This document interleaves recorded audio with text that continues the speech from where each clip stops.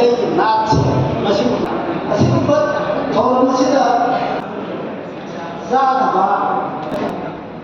Young Sixina, Lanchani, Yumsarol haiba topic asayda lokacharaga aikoida mamutana khananaba masung tungi mirol singda henna neinabada nungainanaba madugi tanja amadu laujabani hena thamjage aikoi tongan tongan ba khangahi aduga lam saida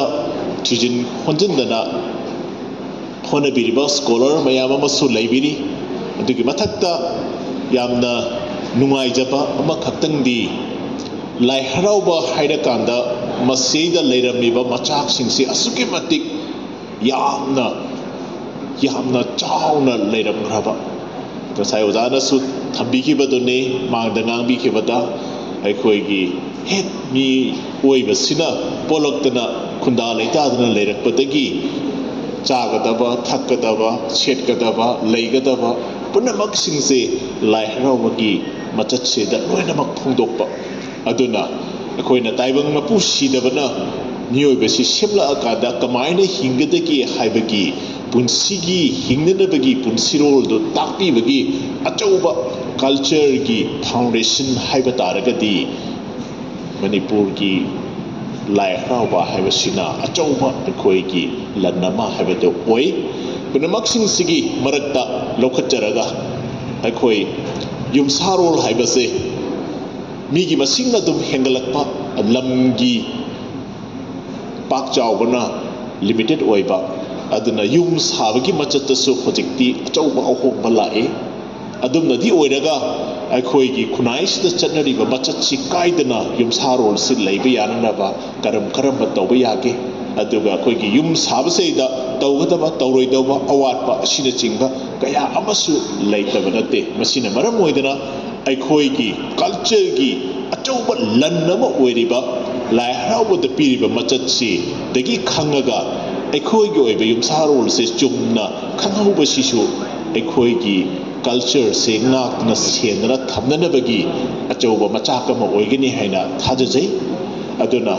chawkhalaba tongan ba Puruk Kanglub Singh Malem Saida magi oiba yumsarol machatsing adum leije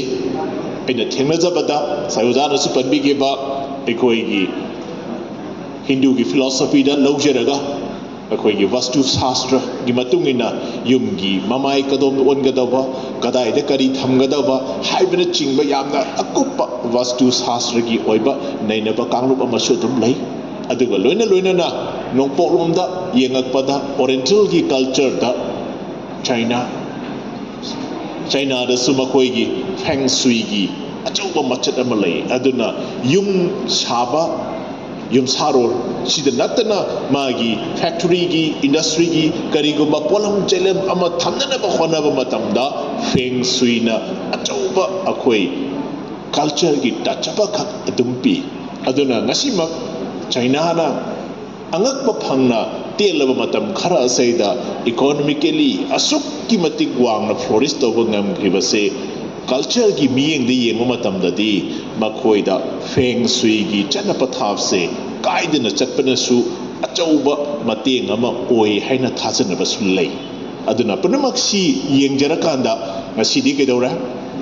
India da su National Education Policy NEP 2020 gi chatnabagi machat lakpada tongan ba larik matambigi makhal gi pathap si sinarakpada Indian knowledge system se achauba component ama oire